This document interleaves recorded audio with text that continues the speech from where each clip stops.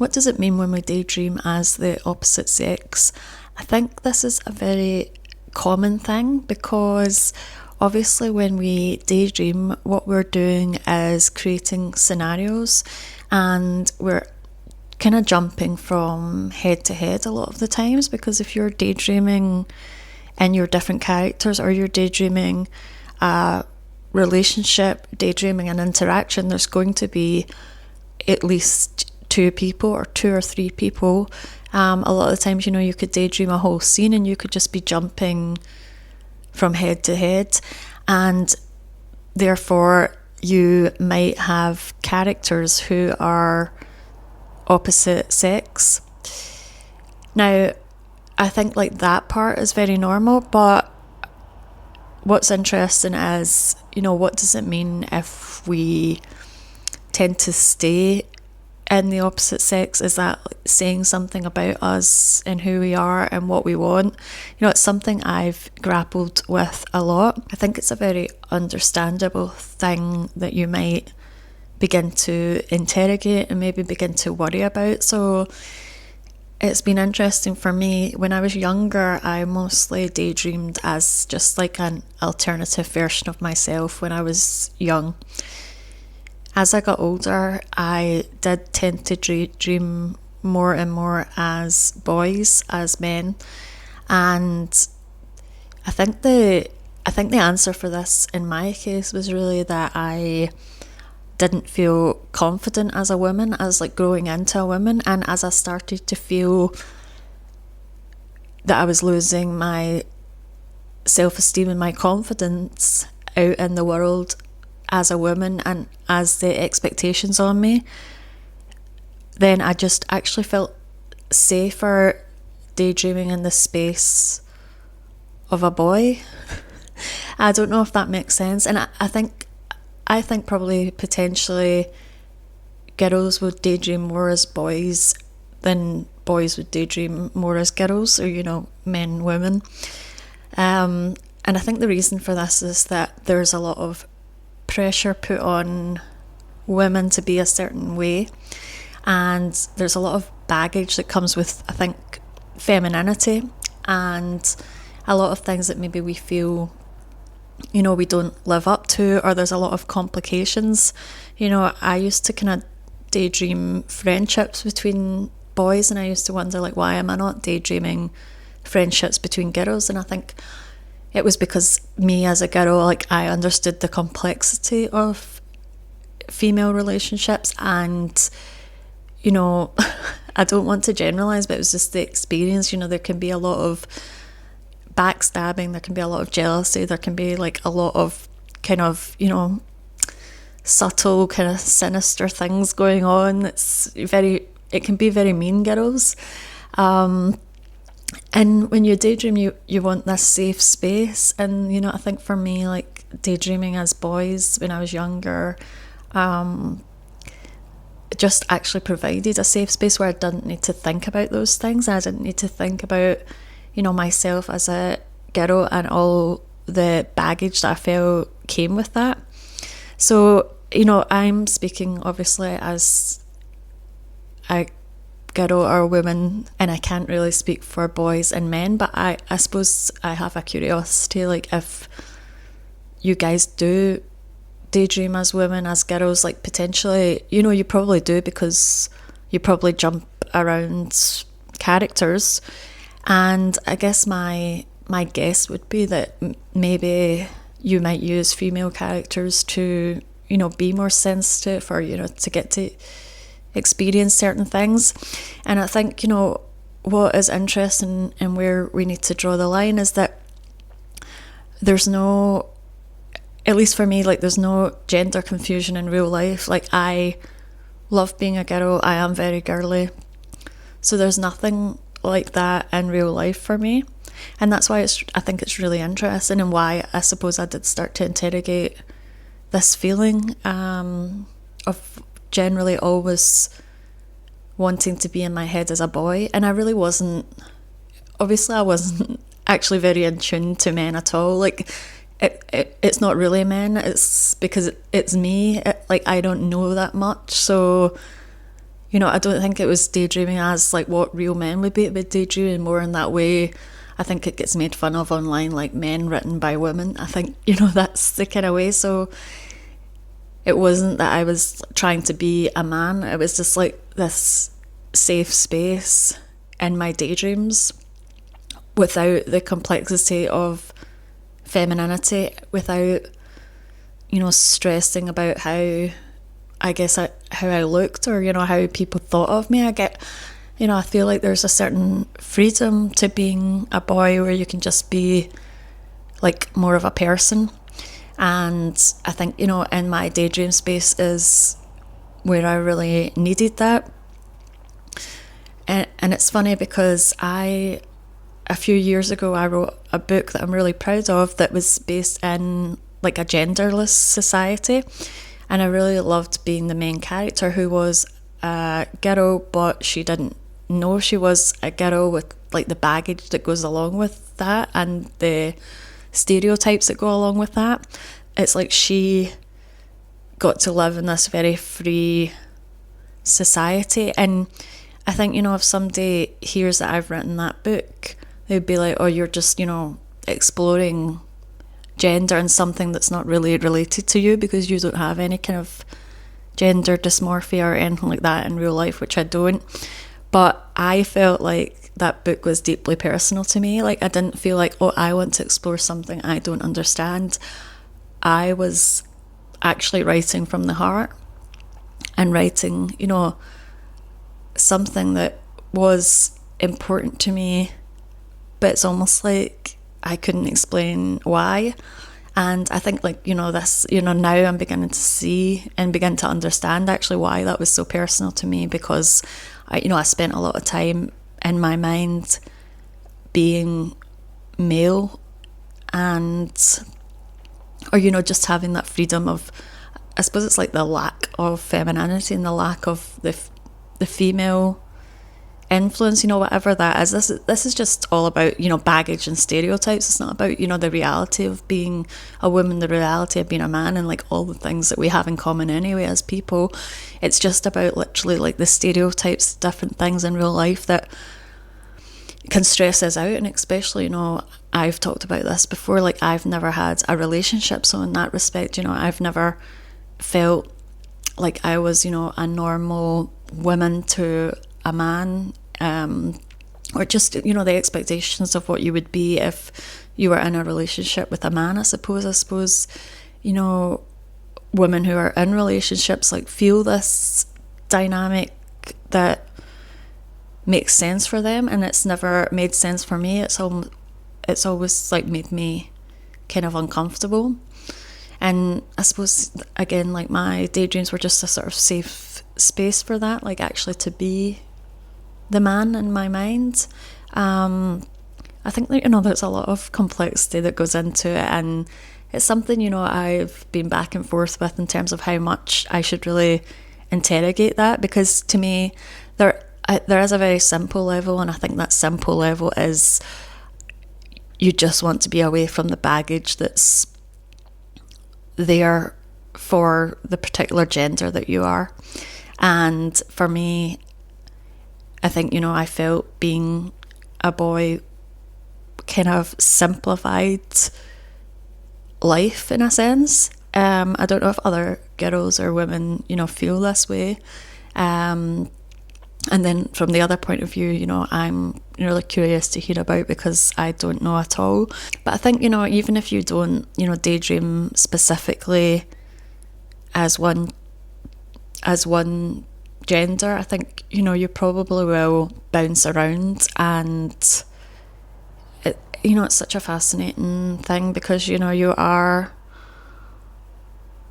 are moving around from head to head, really, if you're having kind of conversations, if you're having interactions. I've talked about this on another video, but my favourite book about the maladaptive daydreaming experience, or the way it's explained in this book, this is Fernando Pessoa's The Book of Disquiet. It's not labelled as any kind of maladaptive daydreaming book, but if you read it, you will really recognise his behaviour, and that what he's doing is maladaptive daydreaming. Like he talks about, his experiences, like being lost in daydreams, and the way he describes things is, I think, just really evocative and really effective. Like, he's described things in ways where, like, oh, I couldn't have described it that way, but I totally feel that. Anyway, one thing that popped out to me when I was reading that book was that he talked about this experience of being the man and being the woman. And he wrote, to dream, for example, that I'm simultaneously the man and the woman on a stroll that a man and the woman are taking along the river. To see myself at the same time, in the same way, with equal precision and without overlap, being equally but separately integrated into both things, as conscious ship in a South Sea and a printed page from an old book. So I think he's just really tried to capture there, like, the complexity. He calls it absurd. He says how absurd this seems. And I think, that, I think he's kind of hit the nail on the head. And what we can be doing sometimes is that we are almost inhabiting the body of, two people at the same time. Or, we've got this ability to kind of go, back and forth and have these conversations. And it makes sense, if you are, playing out a relationship, or, playing out, some kind of interaction, that there might be a male and a female represented, and you're jumping from one to the other. And I don't know if other people feel this way, but I generally feel, I just create the same characters over and over again, even if in my mind they're changing. So even if I were daydreaming as a male or a female, actually there wouldn't really be much difference in it. I just almost felt like this freedom of escaping womanhood, and in my case, like this sort of sense of, I guess, a sense of failure, I suppose, as a girl, as a woman, because I had such low self-esteem and such low confidence, and I felt kind of unattractive. I felt that it was really difficult for me to, like, have the relationships I saw all the kind of girls and women around me having. I felt really like I was lacking something, and I think getting to escape into a place where I didn't need to think about lacking those things was really important to me. And like that, I suppose that's why I think being a boy and being in that headspace, even though it wasn't really an authentic boy, it was just myself. It was myself, but stripping away the pressure of the female experience, I think. So I don't know if this makes sense to people. I hope it does, and I think it's very interesting. I really hope, if you're watching this and you relate to it, like, that you'll leave a comment and kind of let me know your experience, because, it's something I think about a lot. And I am someone, like, without any kind of gender dysmorphia in real life, so this isn't about that topic. It's very much about daydreaming, and, what are we... I think we can feel a certain freedom by daydreaming as the opposite sex, and being able to take on qualities that we're not able to express in real life. And deep down, what maladaptive daydreaming is, I think we are playing out things, emotions we can't access, places we can't access. So it kind of makes sense that maybe we will wrap this up in a role that makes more sense for this. So I kind of felt unable to be a successful girl or a successful woman, and that's such a silly concept, because there's no such thing as like being a failure as a woman. It's ridiculous. But I guess it's kind of like how I was feeling, especially when I was younger, and when I was going through things very intensely. And then I think actually I probably got, stuck. I think a lot of times what happens with our daydreams is we get, stuck in the same scenarios, and that really happened to me. So it's like, even if, daydreaming as a boy, wasn't particularly helpful for me or even made sense, it was actually just like where I got stuck, because it was helping me like during the most difficult times. And I think a lot of the times our daydreams, they're there to, our brain is trying to help us, give us a coping mechanism, give us this compulsion that's going to save our brain from thinking worse things, or, from struggling, from trauma, from a mental illness. Our brain is kind of trying to save us, I think, by playing out particular scenarios. And, I think it just makes sense that it will give you a safe place, and then that safe place will be somewhere that it wants to take you back to. I think that's how it felt for me. What I was daydreaming about almost didn't make sense anymore as to who I was, and particularly, what age I was. And, I had grown up, and I made a video about, can you grow out of maladaptive daydreaming? And I don't necessarily think you can grow out of maladaptive daydreaming, but you might grow out of the scenarios and the need for the scenarios, and the particular scenarios are just continue to replay. And I think that's actually when you might reach a breaking point. I think that's really why I reached a breaking point, because what I was daydreaming about just really wasn't serving me, and it was very much stressing me out. I just felt so disconnected to my body, and I actually wonder if I was daydreaming more as female, maybe I would have not felt so bad. I kind of related my daydreaming, that when I was daydreaming as myself, or as, I think I always just daydreamed as myself. I don't think I ever really daydreamed as other women, or like I imagined it being myself. I think I always felt if I was daydreaming more as myself, my self-esteem was a bit higher, and I felt a bit more confident. So then, when I'm at my lowest, I'm daydreaming as a male.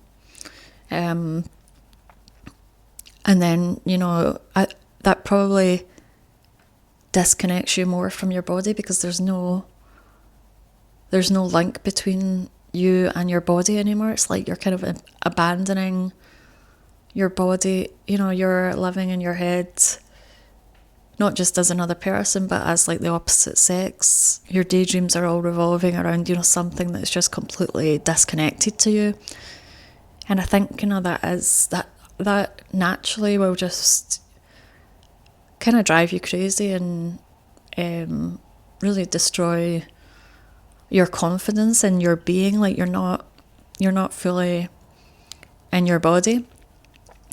But yeah, I think it is understandable why we might want to daydream, or why our brain wants us to daydream as the opposite sex, because it affords us a certain freedom, and it maybe affords us to disconnect. That might be like the idea behind it, and what it's trying to do. Like it's trying to keep us safe from what's happening in our lives, or trying to keep us safe from other difficult negative thoughts. And if you're daydreaming completely not as yourself, you are very, very disconnected.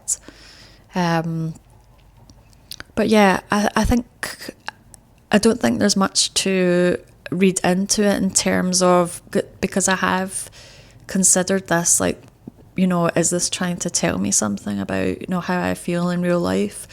And I don't think it was. I think, it's actually just very understandable of what I was trying to get away from, and what was my kind of worst fears and my difficulty, and what I was, and where I found safety was, getting away from femininity in a sense. So yeah, I don't know if this is common for other people. Again, I would just really love to hear from anybody who has an idea on this or a thought on this. There's just not a lot of research done. Like when I was looking into maladaptive daydreaming and gender, it was more about what are the figures of the genders. Do men maladaptive daydream more than women maladaptive daydream? The answer to that is actually that they found women maladaptive daydream more, but these figures, everything is very skewed because obviously a lot of people would not admit to this, and there's a feeling when it comes to mental health, like they've got larger figures for women, but women in general find it easier to open up, or that is the ideal, basically, like they could open up more about the problems that they're having. So that's why they have more data, I think, on women's mental health, and it's why it appears that women maladaptive daydream more than men. If you actually just want to like drop your sex, your gender down below, and we can do that research ourselves, because there's just, as it is with maladaptive daydream, there's not a lot of research being done, not a lot of investigation into things like this, which I find really interesting. How many people do daydream as the opposite sex, I don't know, but I just wanted to share my story and hope that it resonates with someone. And if it does resonate, please do like and subscribe. I talk on this channel about my experience with maladaptive daydream. I talk about my writing, my creativity. I think, creativity, productive creativity is the answer to the problem of maladaptive daydreaming, or is, how we're going to escape that and going to use our imagination in a more positive way. So that's, really what kind of like journey I'm on and what I'm trying to achieve with this channel. Okay, so thank you so much for watching this video, and I'll see you in the next one. Bye.